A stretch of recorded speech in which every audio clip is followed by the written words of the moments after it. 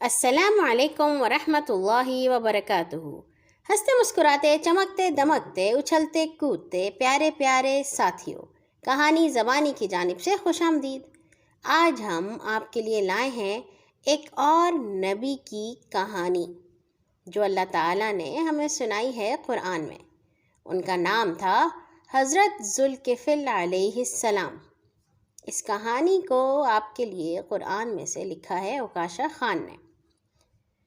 قرآن کریم میں حضرت ذوالکفل علیہ السلام کا ذکر 3 صورتوں میں آیا ہے۔ 2 صورتوں میں تو ان کا صرف نام ہے، اور تیسری میں اللہ تعالیٰ نے کہا ہے کہ اسماعیل، یسع اور ذوالکفل کا بھی ذکر کر دیجئے، یہ سب بہترین لوگ ہیں۔ قرآن کریم میں ان کا ذکر انبیاء کرام کے ساتھ آنا اور تعریف کے کلمات ان کے متعلق ہونا، اس سے یہ معلوم ہوتا ہے کہ وہ بھی پیغمبر تھے، اور یہی مشہور ہے۔ بعض لوگوں کا کہنا ہے کہ وہ پیغمبر نہیں تھے بلکہ ایک نیک، صالح، عدل و انصاف اور عقل مند شخص تھے، مگر چونکہ قرآن میں 3 بار ان کا ذکر انبیاء کرام کے ساتھ ہی آیا ہے، تو اس لیے ہم یہی ایمان رکھتے ہیں کہ وہ اللہ تعالیٰ کے ایک نبی تھے۔ حضرت مجاہد سے روایت ہے کہ وہ نبی نہیں تھے، اور حضرت ذوالکفل اپنی قوم کے معاملات نمٹانے، ان کے درمیان عدل و انصاف قائم کرنے کی ذمہ داری اپنے ذمے اٹھائی رکھی تھی۔ اس وجہ سے آپ کا نام ذوالکفل یعنی کہ کفالت کرنے والا پڑ گیا۔ قرآن میں حضرت ذوالکفل کو ایک صابر اور نیک انسان کے طور پہ بتایا گیا ہے۔ اس سے معلوم ہوتا ہے کہ آپ کو خاص قسم کے مشکل حالات پیش آئے اور آپ اس میں ثابت قدم رہے۔ اس سے زیادہ قرآن میں ہمیں کچھ معلوم نہیں، البتہ ایک مشہور مفسر نے ان کے متعلق ایک قصہ نقل کیا ہے۔ جب اسرائیل کے نبی حضرت الیسع بہت بوڑھے ہو گئے تو ایک دن انہوں نے فرمایا، کاش میں کسی ایسے آدمی کو اپنی زندگی میں خلیفہ بنا جاتا جو اس کا حقدار ہوتا۔ پھر آپ نے لوگوں کو جمع کیا اور فرمایا، کون ہے جو میری 3 باتوں پر عمل پیرا ہو اور میں اس کو اپنا خلیفہ بناؤں؟ جو دن بھر روزہ رکھے، رات کو شب بیدار رہتا ہو، غصہ نہ کرتا ہو۔ یہ سن کر ایک شخص کھڑا ہوا جو عام سا آدمی نظر آتا تھا۔ اس نے کہا، میں اسی خدمت کے لیے حاضر ہوں۔ حضرت الیسع نے اپنی 3 شرطیں دوبارہ بیان کی اور پوچھا، کیا پابندی کے ساتھ کرو گے؟ اس نے جواب دیا، بے شک۔ دوسرے دن پھر سے حضرت الیسع نے لوگوں سے پوچھا۔ وہی شخص پھر کھڑا ہوا اور خود کو اس شرطوں کے لیے پیش کیا۔ تب حضرت الیسع نے اس کو اپنا خلیفہ بنا دیا۔ حضرت الیسع کے خلیفہ کا یہ دستور تھا کہ وہ دن رات میں صرف دوپہر کو تھوڑی دیر قیلولہ کیا کرتا، یعنی نیند لیا کرتا۔ راوی کہتے ہیں، ایک دن ابلیس بوڑھے، ضعیف، کمزور شخص کی شکل میں آپ کے پاس آیا جب آپ دوپہر میں آرام فرما رہے تھے۔ شیطان نے دروازہ کھٹکھٹایا۔ آپ نے پوچھا، کون ہے؟ شیطان نے کہا، ایک کمزور مظلوم بوڑھا۔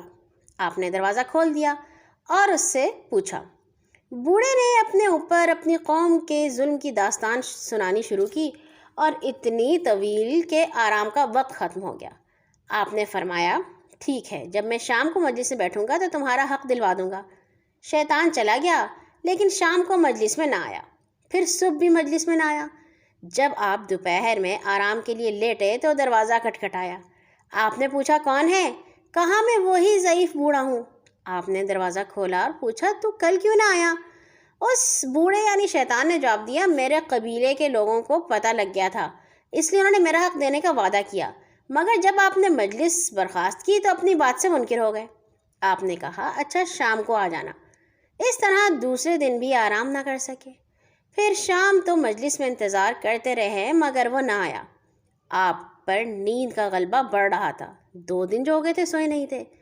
تیسرے دن دوپہر کے وقت آپ نے اپنے گھر والوں کو تاکید کی کہ قیلولے کے وقت دروازہ ہرگز نہ کھولیں۔ خلیفہ بھی لیٹے ہی تھے کہ ابلیس بوڑھے شکل میں پھر موجود ہوا اور دروازے پر دستک دی۔ اندر سے جواب ملا، آج خلیفہ کا حکم ہے، کسی کے لیے دروازہ نہیں کھولا جائے گا۔ ان کے گھر والوں نے دیکھا کہ باہر کا دروازہ بند ہونے کے باوجود وہ شخص اندر موجود ہے اور خلیفہ کے کمرے کے دروازے پر دستک دے رہا ہے۔ خلیفہ نے دروازہ کھولا اور گھر والوں سے کہا میں نے تمہیں منع کیا تھا دروازہ نہ کھولنا. پر جب باہر کے دروازے پر نظر پڑی جو بند تھا تو حقیقت سامنے آئی. ابلیس کو مخاطب کر کے کہا تم ابلیس ہو؟ ابلیس نے کہا ہاں، تم نے مجھے ہر طرح سے تھکا دیا. میری کوشش تھی کسی طرح تمہیں غضبناک کروں، غصہ دلاؤں، مگر کامیاب نہیں ہو سکا. چنانچہ اس واقعے کی بنا پر اللہ تعالیٰ نے ان کو حضرت ذوالکفل کے نام سے مشہور کر دیا، اس لیے کہ انہوں نے جن شرائط کا حضرت یسع سے تکفل کیا تھا، وعدہ کیا تھا، اس کو انہوں نے پورا کر دکھایا.